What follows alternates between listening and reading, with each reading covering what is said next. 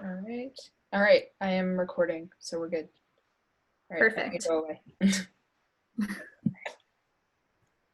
Hi, everyone. Hello.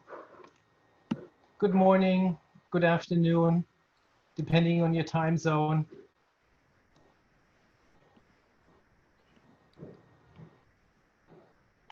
So we have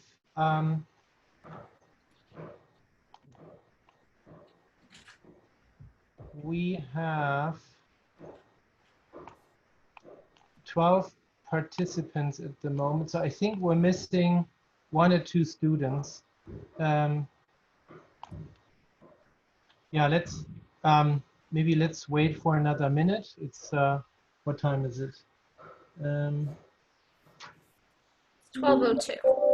12:02. Yeah, interestingly, my computer is indicating it's 12 sharp. I think we have most of the students. Yeah. Carson, if you... Yeah. Okay, let's go ahead. So welcome everybody. Thanks for joining. And it's a distinct pleasure to introduce Dr. Roy Hamilton today as our speaker. His domain expertise is about neurology, and he is an associate professor of neurology.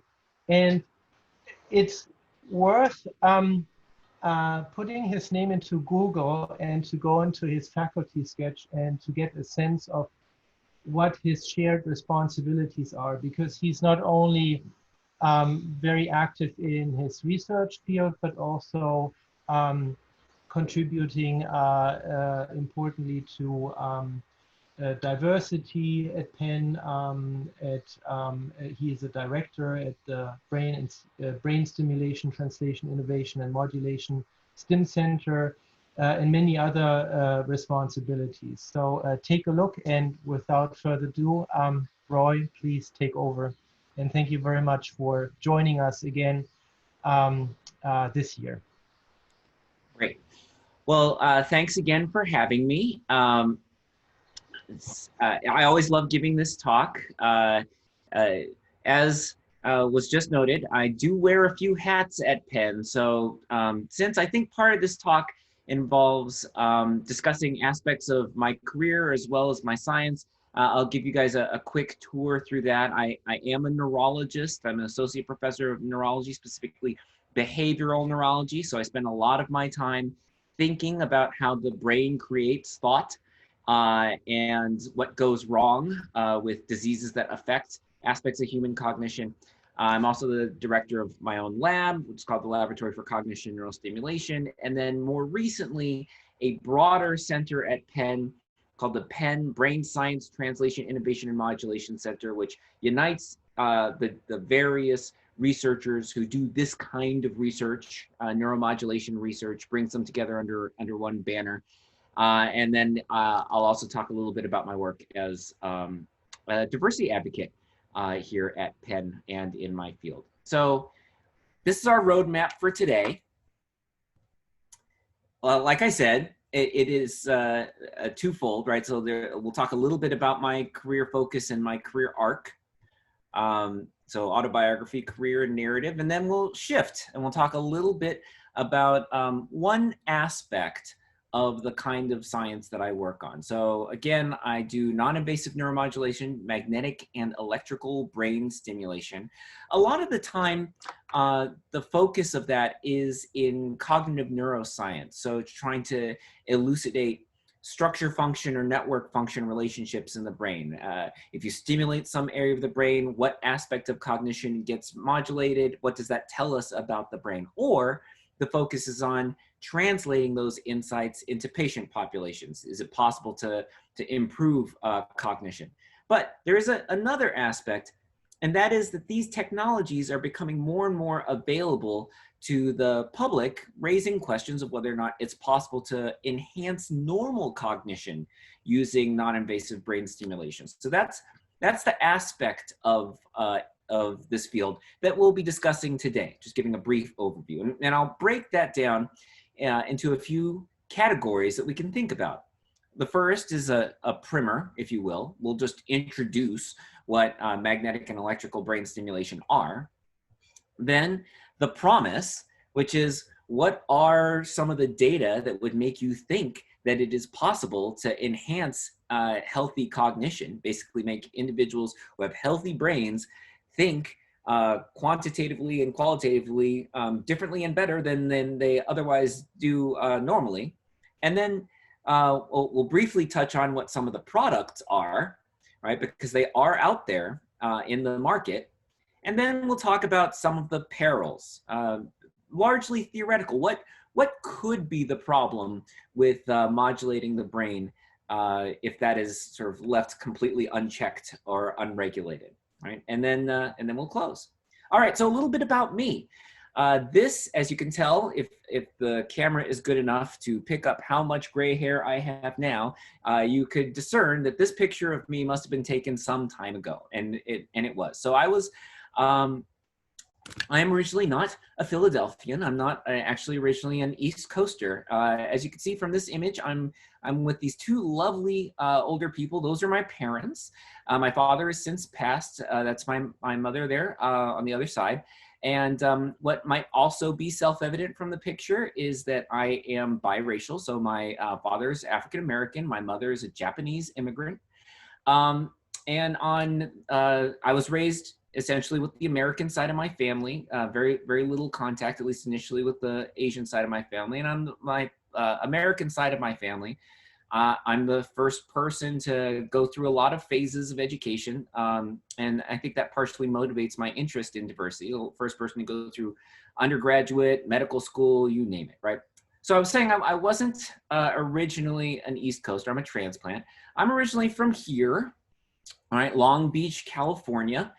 And like I said, I consider as far as Hamiltons go, I'm sort of first-time college graduate, first-time medical school attendee. And one of the things, if you don't have a family that knows a lot or anything about colleges in the United States, there might be, no offense to Penn, there might be one college that they had heard of. So when at the end of high school, I got into Harvard. That was pretty much the decision of where I was going to go. And so that's where I spent the first 4 years of my formal post high school education. And then I stayed, had a lot of experiences there. Many of them sort of abrupt, jarring, and new, including my first encounters with snow and first trips on an airplane and the first time meeting people of all sorts of levels of socioeconomic privilege that I hadn't been exposed to in my prior life. But a good experience overall. And then stayed there at Harvard Medical School, took a little bit of time off from medical school to get a master's degree in health sciences technology at Massachusetts Institute of Technology, focusing on non-invasive brain stimulation.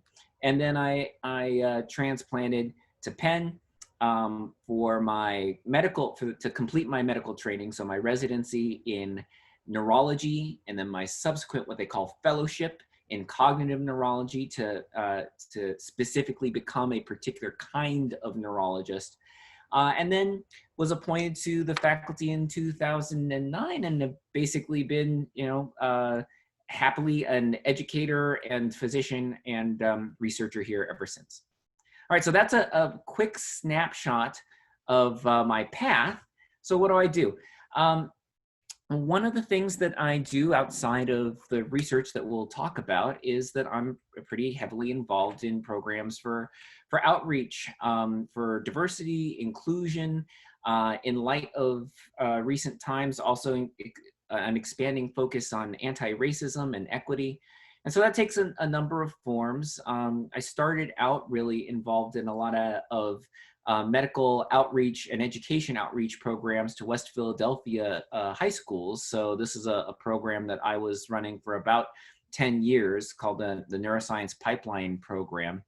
And then from there, started to take on more responsibilities as they relate to diversity and inclusion as they occur in admissions to medical school and how people navigate their careers in medical school. So became one of the assistant deans for diversity inclusion in the program for diversity inclusion in the medical school. And then more recently, I've gotten involved in how diversity is represented in the field of neurology. And so I'm as a result of that expanding interest, became the first vice chair for inclusion and diversity in the Department of Neurology at the University of Pennsylvania, and happily now have the interesting responsibility of coordinating across all the chairs for diversity and inclusion in different departments of neurology across the country. So it's really something that has motivated me throughout my career, and I think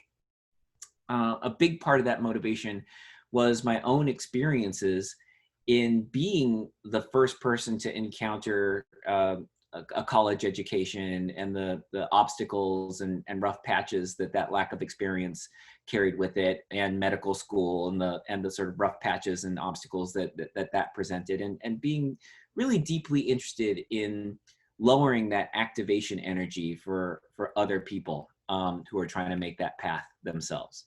So that's been a big part of my life. So this is just an outline, a map of how that one program I was talking about, that pipeline program worked. Is sort of multi-layered mentorship ranging from high school students all the way to neurologists. And so it's a teaching mentorship program where every level of trainee is a mentor for the level below it. So I've been working on programs like this in some way, shape, or form for, oh gosh, years. In fact, the next photo I'll show you is again, a young black-haired version of me in a program I started, the medicine arm of the Provost Summer Mentorship Programs. This is, I think, 2006. But again, just to show that I've been interested in these kinds of outreach and education programs for quite some time.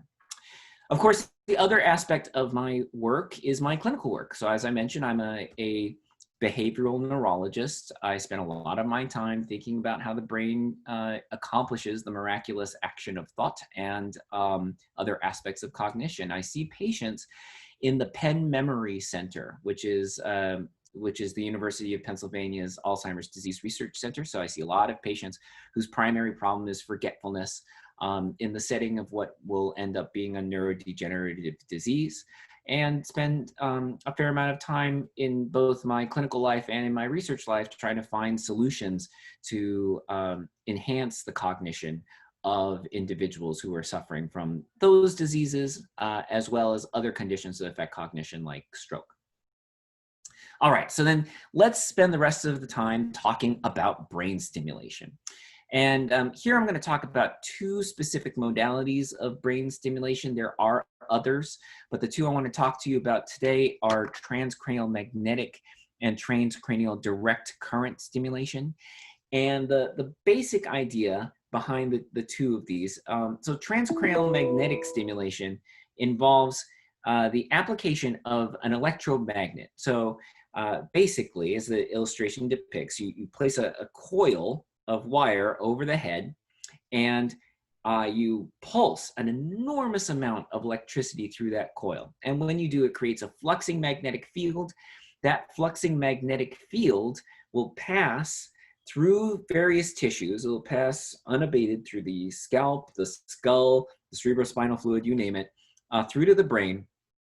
But the thing is, if there is a second electromagnetically, if there's a second conductive body that's in that fluxing magnetic field, it will generate current, right? So if you were to hold a wire or something next to that magnet and you depolarize or you discharge the magnet, you would be able to generate current in the wire. That's electromagnetic induction.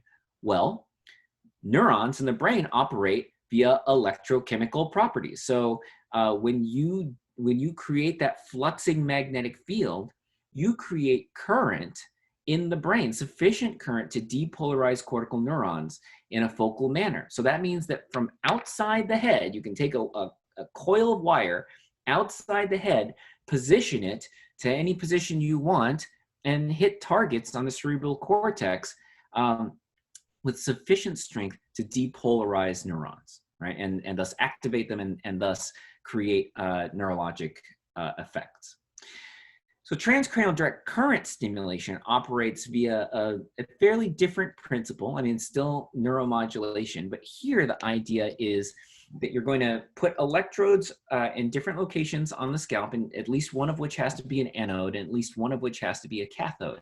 And then you're going to run charge between them, right? And so then there's a flow of electricity, and that flow of electricity is going to flow from one polarity of electrode to the other and everything in between, right? And so the everything in between in this instance is going to include brain tissue. And in doing so, it induces very, very small changes in neuron membrane polarization, right? So here we are not actually talking about enough of a change in membrane depolarization to actually create an action potential in that instant, the way that we would with transcranial magnetic stimulation. It's just a little nudge either toward or away from the action potential, either depolarization or hyperpolarization of the resting membrane potential. Now, those little nudges multiplied by tens of millions as the current runs through many, many, many brain cells is enough to have a cumulative effect on both neuronal firing rates, and then subsequently, if you're stimulating in the right places, the right ways on subsequent behavior. All right, so that's the thumbnail view from 10,000 feet of these two modalities of brain stimulation. So I want to take a second. I know we're going to spend most of the time talking about how brain stimulation can be used to enhance cognition, but I want to take a second to talk about how we do our science in our laboratory, just to give you a sense before we spend the rest of our time talking about enhancing healthy cognition, right? So in our laboratory, we really focus on brain stimulation in cognitive rehabilitation. So, you know, the real day job of my research work is in patients who have neurologic deficits on the basis of neurologic disease, right? And so we focus on patients with these deficits as a model system for translational cognitive neuroscience. What do I mean by that term, translational cognitive neuroscience? So I'm sure some of you have heard the term translational science, and very typically when that term is bandied about, what they are talking about, the person who's speaking about it, often is referring to idiomatically something that runs from the bench to the bedside, right? Where it starts out in the notion starts out being tested in some wet lab and then makes its way through animal models and then makes its way into initial human clinical trials and then from there to bigger trials until some therapy is out there in the public, right? So translational cognitive neuroscience proceeds from a similar basic model, but here, instead of starting with these sort of wet bench ideas, you're starting with basic ideas in cognitive neuroscience. You're starting with basic ideas about how the brain composes cognition from cognitive neuroscience, psychology, you name it, right? And then translating those ideas into useful ways that they could be manipulated using brain stimulation and then translating those into the clinic. So what do I mean by that? So the first question we ask ourselves is, well, all right, how do intact cognitive systems work? Right?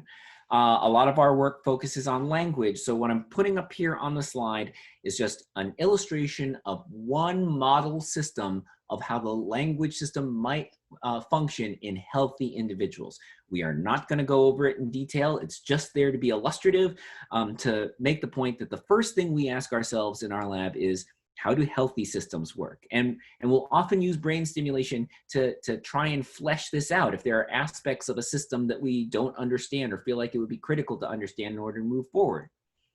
Well, after we ask ourselves that question, the next question we tend to ask in our lab is, how do injured systems differ from normal systems? So what I'm showing you in this figure is the difference in patterns of brain activation between healthy individuals represented in blue who are performing a variety of language tasks and patients with aphasia, acquired language loss, who are performing the exact same language tasks, right? And you see a big difference. Healthy individuals in blue tend to activate the left hemisphere of their brain predominantly for many of these tasks, insofar as most of us are what is referred to in neurology as left hemisphere dominant for language, right? That's reflected there, whereas patients with stroke and aphasia, after they've had injury to that language center of the brain or those language centers of the brain, appear to invoke activity in both sides of their brain, a bihemispheric network. So a big difference between how injured systems differ from normal systems.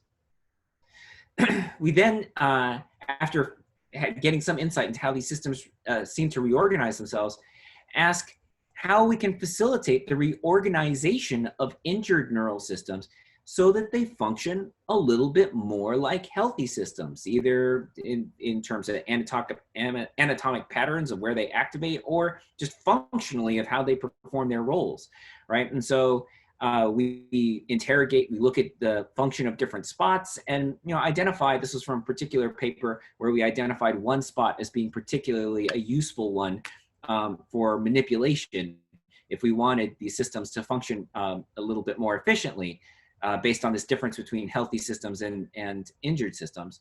So, you know, we ask ourselves how we can leverage that difference in order to use neuromodulation to facilitate reorganization of injured systems to act a little bit more like healthy systems.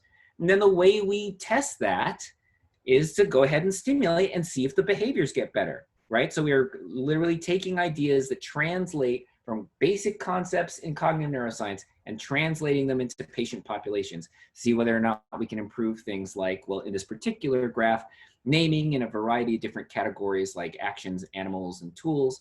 And it's an iterative process. The degree to which we see results behaviorally informs how good our hypotheses are, right? And so that gives us the impetus to refine our approaches and allows us to come up with even better ways of manipulating cognition in beneficial ways for patients. All right. So let's shift to away from patients and focus for a few minutes on healthy individuals. And the place I'm going to start is with an episode of a show that I love. It's an NPR show. I don't know if people still listen to it. It's called Radiolab. It's for a time at least, it's a very popular show about science. And if you want science sort of cast at you in a really fun, interesting way, I highly recommend the show. It tends to focus a lot, if I don't know if people who listen pay attention, but there are many, many episodes that have something to do with neuroscience and behavior. All right, well, one of them was an episode called 9-Volt Nirvana. And in this episode, it featured the adventures of a particular reporter named Sally D. And what happened to this reporter was that she went to a lab. And this is a lab that was doing research. Research, I think, was linked to the military in some way. I mean, I assume so, because the way the research was set up was it had one of these big sort of 3D simulation rooms, kind of like video screens on at least 3 walls. She walks in, she's given one of these implements that looks just like an assault rifle, but it's actually like a big video game controller. And her job is to basically play this, like a video game in which she is trying to identify and eliminate targets while not hitting friendlies, right? She's trying to avoid collateral damage. And so she's in there in this sort of assault style simulator, and she is not doing very well. I mean, in general, she's just, you know, the game's a little, she's not used to this game. She's missing a lot of targets. Maybe she's hitting a lot of the friendlies, you know. And then what happens is they put this Rambo-like bandana around her head, right? And she gets in there, and and it seems like they must have turned down the difficulty on the game. At least that's what she reports. She's like, okay, I'm getting the hang of this now. And she finishes up and she says, so, you know, what did you guys dial down the difficulty? And they said, no, it was on the most difficult setting it could be, and you did great, right? There's a huge difference. And what was the difference? It wasn't because the headband made her look tougher. It's because there were electrodes in there. They were giving her transcranial direct current stimulation. So she wrote about this in an article. And she also claimed that on the way home from this experience, it wasn't just that she was clearer of mind during the video game. She seemed to feel this sort of lingering clarity of thought that persisted. So, you know, good for her. So we can ask ourselves a few questions about Sally's experience. Is she right? Right? Was she magically or seemingly miraculously made that much better at this video game by virtue of having these electrodes slapped on her head? What if she is? Like, what are the implications that otherwise healthy people can do this with relatively low risk? And then also, what if she isn't right? Right? What if it's you know, what if this is not something that holds water? And what else do we need to think about, right? Before we all start strapping electrodes on our heads in order to try and improve test scores and, you know, run faster, I guess shoot straighter, whatever your goals might be, right? So what do we need to think about? So I already went through what TDCS is. We're going to spend most of the rest of the time talking about TDCS. And the reason for that is because it has a much lower barrier to entry than TMS, right? So I already went through the basics. It's subthreshold stimulation. It alters neuronal firing rates. And depending on whether you have the anode or cathode on, you may have different effects. The received wisdom is that anodal stimulation tends to have more facilitative effects, cathodal more inhibitory effects. That doesn't always hold true, but the idea is you may be able to elicit different effects with different kinds of stimulation. And importantly, it's really inexpensive as these things go compared to TMS, and has a very low risk profile. So it's the kind of thing that people could imagine doing themselves. All right, so there's no known serious side effects. Oh, and it's portable. You can wear it during all sorts of other things, so other activities, and like I said, it's quite cheap.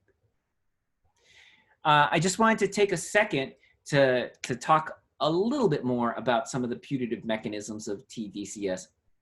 So I portrayed it initially as just current running through the brain, but that current has polarity, and it matters where you put the electrodes with respect to the orientation of neurons, because the current thinking is the way that TDCS has its effect is that when you put an electrode pad on the scalp, what happens is you create local charge separation, right? So if you look at this kind of cartoon model of a neuron over on the left, if that neuron is oriented in such a way that its soma is sort of deep down in the brain tissue and the dendrites are closer to the surface, well, then different parts of the neuron are going to experience that charge separation differently, right? So if, let's say, you put the anode, the sort of positively charged electrode on the surface of the brain,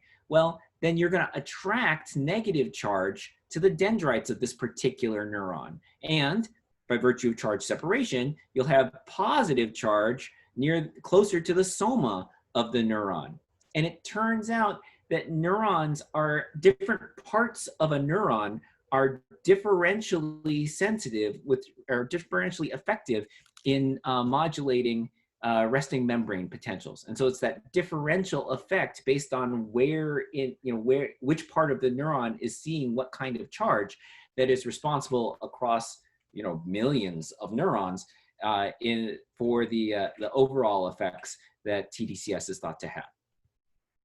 And just in case you may have heard or may labor under the idea that there isn't any more basic evidence that TDCS has its effects, and there's a fair number of people who are skeptical about the technology because the intensity of stimulation is just a couple of millivolts. I mean, it's not unreasonable to be skeptical of the idea that something that's putting out the power on the same order as a 9-volt battery could have only modest effects on the brain, if any at all, right? But there are animal studies, and this is one that I liked. I won't go into detail, but what it demonstrates is they implanted the scalp of a mouse with an electrode and gave it an equivalent amount of TDCS. Obviously, you got to ramp down the electricity because you're working with the mouse model. They gave it an equivalent amount to what we give in human subjects. They looked for the epigenetic expression of BDNF or other factors that are known to be important for neuroplasticity, measured changes in behavior. That's what's represented in the blue here, or various tests of behavior and various tests of neurophysiology to see if there were changes being made in how neurons function, including, importantly, long-term potentiation, one of the neural markers of plasticity. And what they were able to demonstrate, again, I'll just sort of quickly go over this since our talk is really about some of these behaviors in healthy individuals. But I just want to back this up with some science. So what they could demonstrate is that after, in this long-term potentiation paradigm, after they've given anodal TDCS, that in fact, neurons respond more robustly after a high frequency stimulation. So this jump, when you have neurons and you're stimulating them at a certain rate and then you give them high frequency stimulation and you check how they're responding later, this jump is representative of long-term potentiation, right? The plasticity that has happened in the system. You can see that that after anodal stimulation, you just get a little bit more than you got if you, in the absence of neuromodulation. And then that's demonstrated here in terms of percentage change in long-term potentiation. It's also manifests itself in, at the same time in changes in behavior. So these mice learn tasks faster. So this is their responsiveness in terms of days of training, and their latency in terms of how fast they perform some of these behavioral tasks. And they learn them better, more accurately than when they're not getting brain stimulation. And then finally, in their measures of epigenetics, they found that, well, first of all, the effects persisted 1 week later. They're directly related to the regulation of BDNF expression. And so you got this activity-dependent change in synaptic connectivity and synaptic efficiency. And that is, again, part of what's thought to be going on when you're stimulating individuals with TDCS and seeing persistent effects. Okay.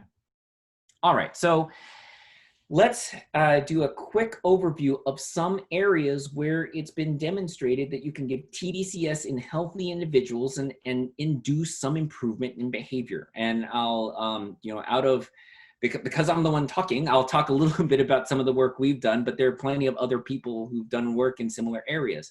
So this is an experiment from a few years back now where we were training people on a working memory task. So working memory is your ability to hold on to and manipulate multiple pieces of information online. It's a very useful, important ability in human cognition. And what we were doing here is we were giving individuals a couple of tasks, both of which focused on their working memory. So we had one task that was sort of the test task. That was something called the auditory paced adjusting paced auditory serial addition task.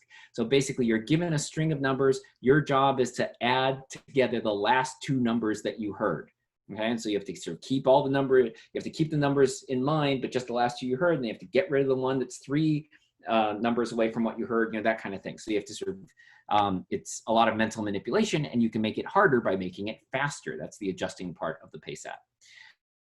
We intersperse that with a training task called the 3-back, so or called the N-back. So the N-back is kind of similar in its structure.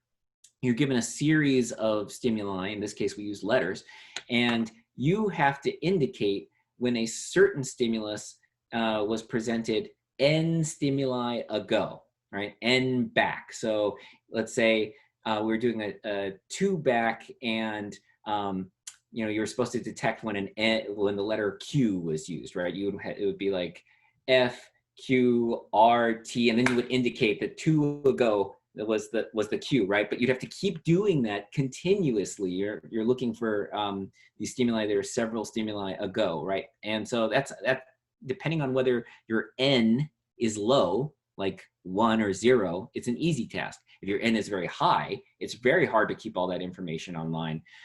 So a 3-back is pretty tough, all right? And so they got stimulation during the 3-back. They were tested with the PACEAT, and what we found was that individuals on this PACEAT task when they got TDCS, well, if the task was easy, it didn't really matter. But once the task was going really fast, right? Once the adjustment on the adjusting pace app was really fast, then you saw the rubber hit the road. Individuals were much better if they received TDCS compared to if they had not. Importantly, I'll say one other thing about it. Importantly, the cognitive load of the training task. So it only worked when individuals were given the 3 back. It didn't work if the working memory task that they were training on was really easy. So something about using the cognitive skill in question at the time of stimulation appeared to be important. Second area I'll focus on that our lab has been working on, still working on, is creativity.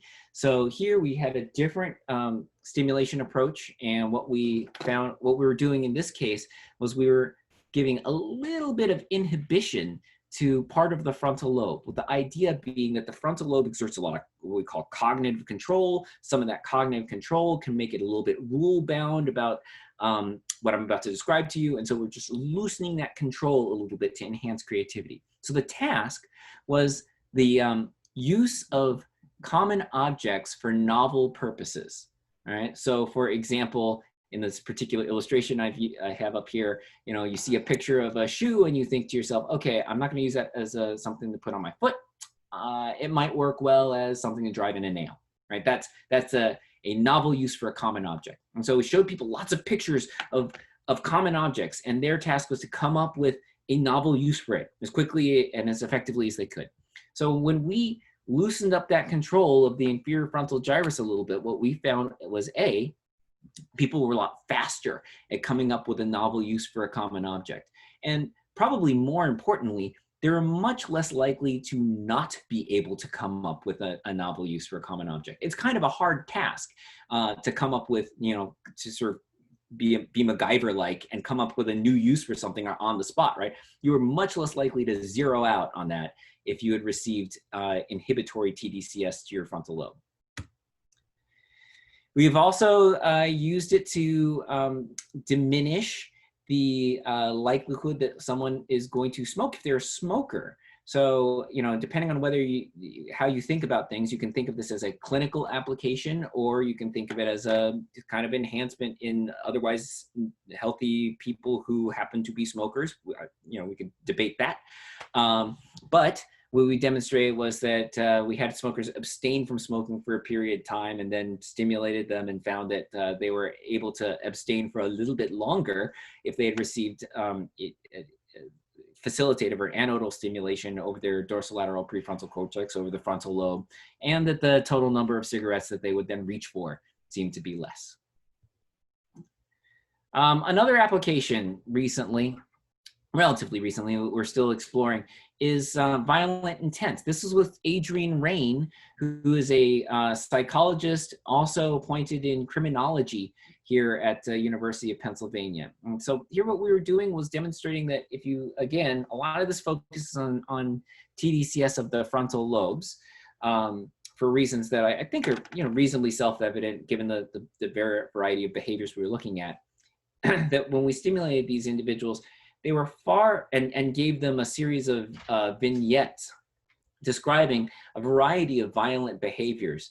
What we found was that they were able to, when asked what their likelihood would be in the situation described of engaging in those behaviors, that they were far less likely to if they had received frontal lobe stimulation than if they'd received sham stimulation. This includes the categories of physical assault and sexual assault. I can't really let you think that that's all the bulk of what we do, so I just snuck in a little bit of our work here in aphasia. So bear with me as I just tell you that we can use TDCS in patients with aphasia. This is a measure of overall aphasia severity, something called the Western Aphasia Battery Aphasia Quotient. And so what we can see is that after stimulating people for 2 weeks, if we test them 2 weeks and 2 months later, that their overall severity of aphasia is significantly better.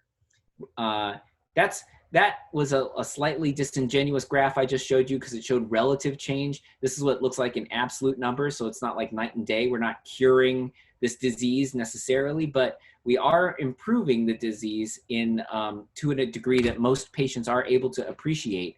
And you can see from the scoring scale here that, you know, we are making a dent in the severity of this condition that normally doesn't have a lot of good long-term treatments. We're not the only people who've done this. Now there's been meta-analyses, including in our lab, that demonstrated its efficacy.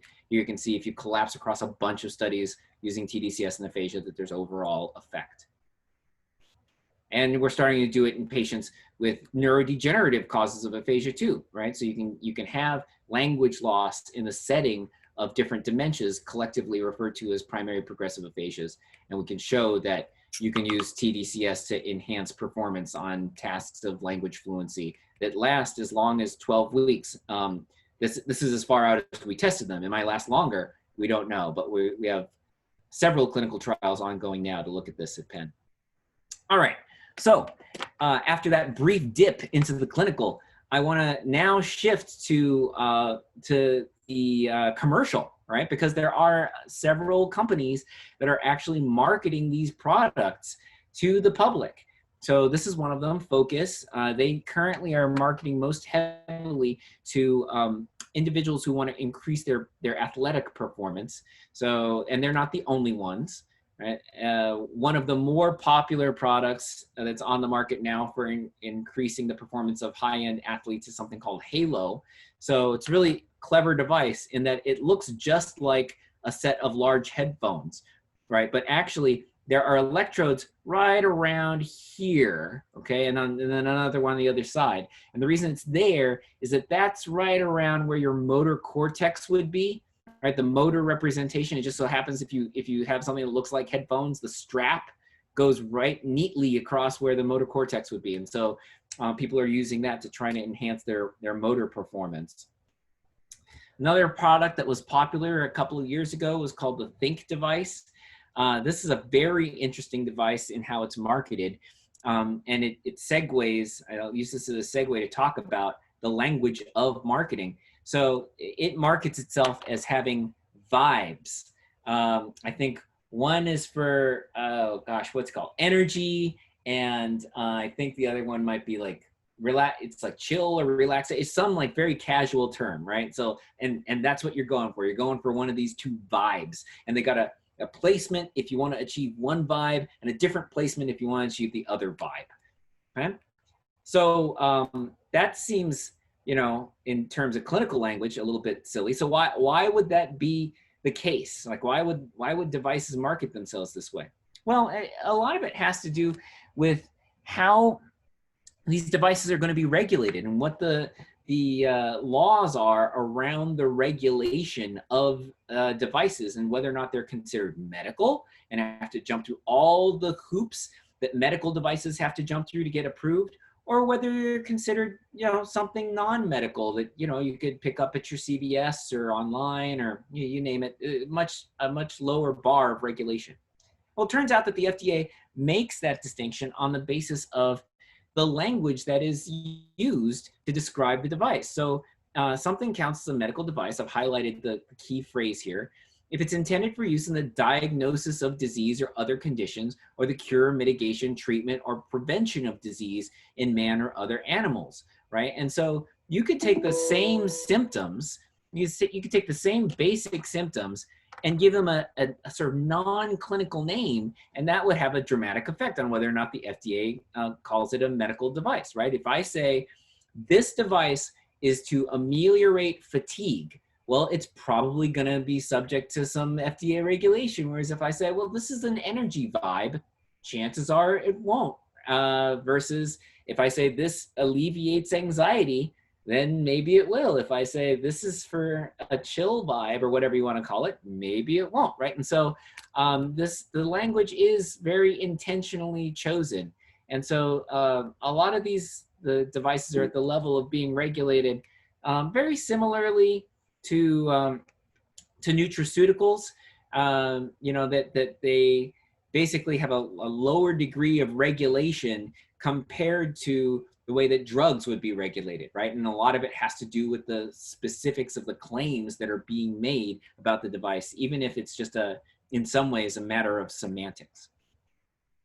All right, so in the last few minutes, I want to talk about what the theoretical problems are with completely unrestricted use of transcranial electrical stimulation by the public. And I'll talk about some practical and some theoretical challenges. So one is that it just might be used in incorrect ways, right? Wrong placement, wrong intensity, duration. So for example, I showed you a couple of studies. I showed you the models of how the electricity flows through the brain in those different studies. You get very different electrical flow through the brain depending on where you're placing your electrodes, right? And they have different neurologic and behavioral effects. So that's something to be pretty wary about. If people are just placing these on their head willy-nilly, then that could be an issue. This is a very well-known paper in the TDCS field, demonstrating that you can actually have opposite effects using the same polarity of brain stimulation, using, in this case, cathodal stimulation, depending on whether you are using it at one intensity or an intensity that is twice as high, right? You get opposite effects on cortical excitability because whatever's happening in the brain, it's non-linear, right? And so you run the risk if people are saying, oh, if a little bit of brain stimulation gives me one thing, maybe I'll just juice it up a little bit more. Maybe twice as much stimulation is going to give me twice as much of whatever is good. It's probably not going to work exactly that way because it doesn't appear to be the case that the brain stimulation effects of electrical stimulation are linear in nature. It's also worth noting that there are many demonstrated effects, interactions between electrical stimulation of the brain and different neuromodulator systems, right? And some substantive fraction of the population who are, fully functioning, working health, otherwise healthy treated individuals are taking medications that interact with one or more brain neurotransmitter systems, right? And so that introduces a level of complexity that makes it hard to say categorically that TDCS or TES in general is going to have one uniform effect on people's brains or not. And then finally, a somewhat more theoretical, but still very important to keep in mind risk is that the brain is not monolithic, right? It's not like you can just switch on turn up a dial that says make the brain work better or not, right? There may be trade-offs. If you gain in some domains, you may actually have costs in other domains. So let's just talk about that theoretically. I showed you in one experiment that we did in our lab that if you inhibit the frontal lobe, right, you can increase creativity. I showed you in another experiment that if we excite that same area of the brain, you can improve aspects of working memory. But what we don't generally ask in these kinds of research studies, but probably should, is whether or not when you're exciting or enhancing one ability, you might have losses in the other, since, in these particular experiments that I'm juxtaposing with each other, we're really stimulating in opposite ways to achieve our benefits in these two different aspects of frontal lobe function. So there are investigators who do look at this a little bit.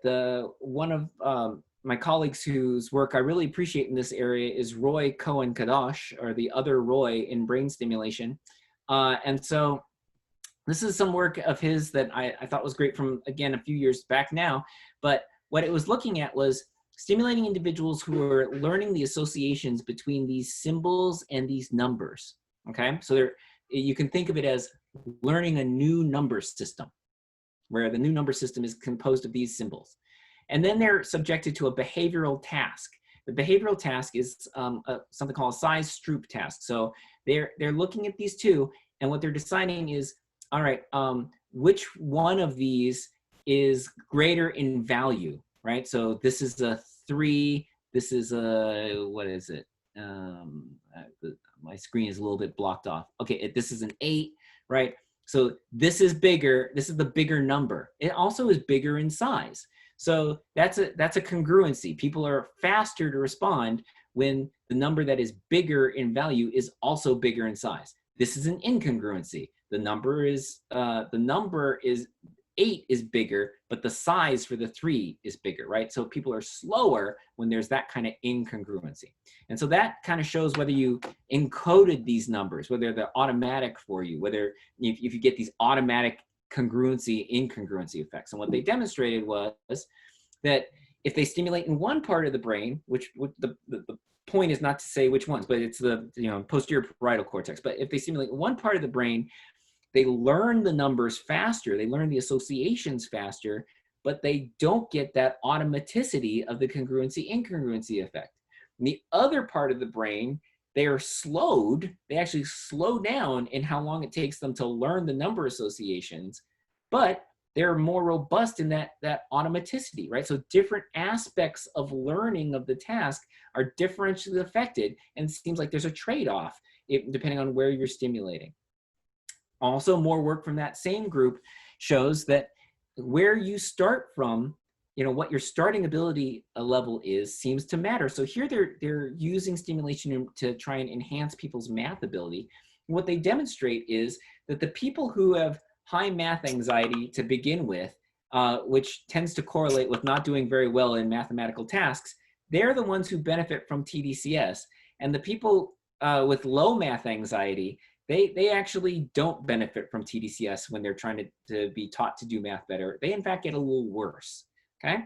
Similarly, they measured cortisol in these individuals and found that the cortisol level of a sort of stress hormone, for those who aren't familiar with cortisol, what they found was that the cortisol level of the people who had high math anxiety when they got TDCS, it went down. The stress level of the people who had low math anxiety, because they were pretty good at math to begin with, it went up, right? So if you're thinking, gosh, I'm in the 99th percentile of the MCAT, maybe if I get some brain stimulation, I'll move to the 100th percentile. This kind of research suggests, well, maybe think again, because people who seem to be starting from a really high starting point appear to not benefit, or if anything, might have deleterious effects of stimulation. So to conclude, TDCS, it is neither snake oil. I think there's too much data to suggest that. And it's also not a panacea, right? It's not like you can slap it on anyone to achieve any effect and that it will be monolithically and uniformly positive, right? We don't have a guarantee of that. And so the data in the field, what I'm showing here is the Gartner curve, because like I said, it's a very low amount of current in the brain. Initially, when we started getting positive behavioral studies, there was this, what I would refer to as peak of inflated expectations. This curve describes, by the way, the natural history of any new technology. So there's this peak of inflated expectations where we thought it could do anything.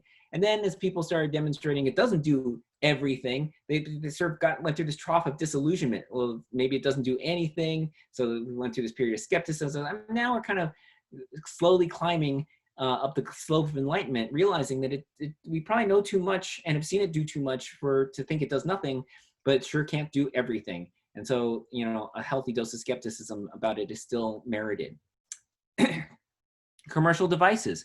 You should expect to see more on the market, but for reasons that I articulated about how the government regulates these things, you shouldn't necessarily expect to see them being tightly regulated. And then we talked a little bit about the risks. So, the one take-home point about risks in electrical brain stimulation is that the brain is, as far as we know, the universe's most complicated device, right? It is the most interconnected. It is connections, modulating circuits, modulating other connections ad nauseum. It's a little silly to think that you can slap on 2 electrodes and just get monolithic unidirectional effects. Like I put on the electricity, so now I think better, right?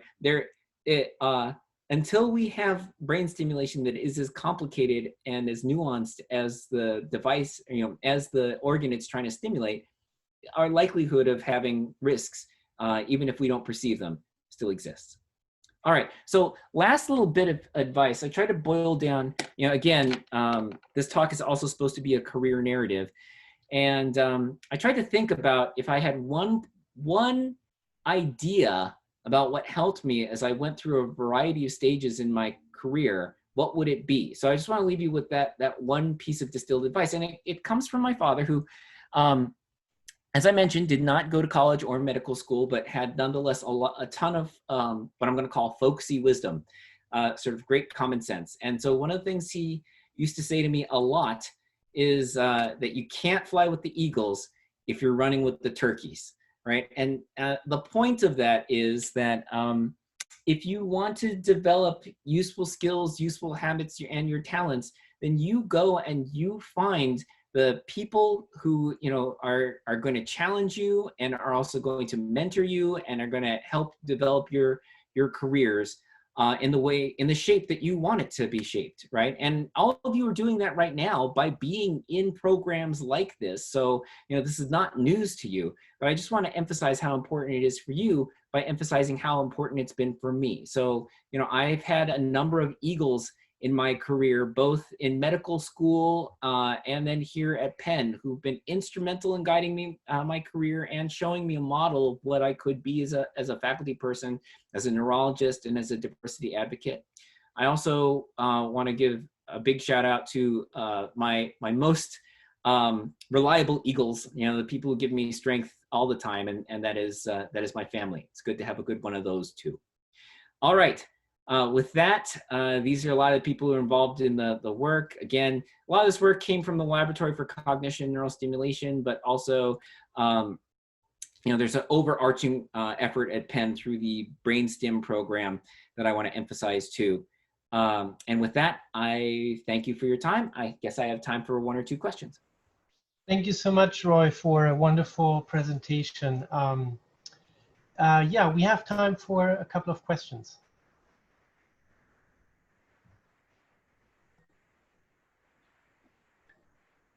And maybe to bridge, I'll start with one. So how, I mean, there are a million questions, but I think the number one from my perspective is how much has it been looked into a placebo effect? So if you emerge a person into a situation like a brain stimulation enhancement situation, right? And then you do the brain stimulation, but you also have the same setup, but you're actually not having any electricity being deployed, right? How has that been done, and what are your findings? Yeah, certainly. So having a sham stimulation procedure is really important for brain stimulation. There are basically three ways in brain stimulation cognitive science that you control your studies, because very clearly people will have changes in their behavior if they believe that they have been stimulated. That is true, all right? And so the way that you control that is either by giving fake stimulation, sham stimulation. So in TDCS, the way that's achieved is you ramp up the stimulation. It turns out that we naturally habituate, sort of the nerves where we put the electrode on the scalp kind of habituate, so this tingling feeling kind of goes away. Around that same time frame, you dial down the intensity of the device. So after about 30 seconds of stimulation, it's back down, whereas people who are going to get stimulated throughout, they keep their current going, right? And so that's one approach, but one of three. The second approach is a non-active target, or a target you don't think is active in the behavioral task of question, right? So there, say, okay, I think the dorsolateral prefrontal cortex is really important for the task. I don't think the motor cortex on the other side is that important for the task. So let's have a control site, right? So that's a second way. A third way is a control task. So you say, all right, I think that this stimulating this site is important for this particular behavior. So what I'm going to do is I'll give you a different behavior as well. And if it's a general placebo effect and you just get better at everything because you're more attentive or more focused, you think your brain's better, then you might get better at both of the tasks. But if it's specific to that side of your brain, then you might get better at just the one, right? So we approach this from a variety, and we mix and match and combine those frequently, right? So we have a variety of ways to address that. Wonderful, thank you. Yeah.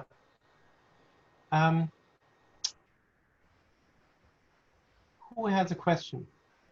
Please come forward. I have one question. So I wanted to ask you about the overstimulation of certain brain might actually cause a side effects of understimulated regions. So like if like I wanted to ask if a child who has not developed a brain fully is given more of a visual cues instead of auditory cues, then would that also impact a way that he or she can perceive auditory cues, like the speed of the perception of visual cues instead of auditory cues? Is that also related with the experimental setup that you provided in the last part of the presentation? Sure. So I will not speak to this from any of my experience with brain stimulation, but it does happen to be the case that some of the first work that I did was actually in what's called metamodal plasticity. So what happens to other senses when you lose one sense? And in particular, I was doing work in people who are early blind, and what happens in auditory perception, and then had some later work in individuals who were blind and then had their sight restored, and what their perceptions were like. And it is, we won't go into too much detail about it, but what I'll say is that you clearly see differences in perception in other modalities. And if you've had some type of disruption to perception in one modality. So in particular, in blindness, what I was seeing was individuals had vastly better tactile perception, like their sense of touch, the rates of perfect pitch, like the rates of absolute pitch ability were astronomically higher in blind musicians than in sighted musicians. Just a variety of different ways. And you see evidence of this in other modalities as well. And so formative experiences do appear to influence interactions and the sensitivities of sensory modalities as they develop. Okay, thank you. I apologize, but this normally I'd like to stay as long as I can to answer as many questions as I can, but I do have a 1 o'clock today. Okay. All right, so if people have questions for me, they can email me. I should have put my personal email on there. Do you mind if I just say it now? Okay. Sure, yeah. All right, so my email is roy.hamilton@pennmedicine.upenn.edu. Okay, that's roy.hamilton@pennmedicine.upenn.edu. And I would love to field any questions you've had about anything that I've said. Thank you so much, Roy, for a wonderful presentation again, and thanks everybody for joining. All right, thank you and take care. You too. Bye-bye. Bye.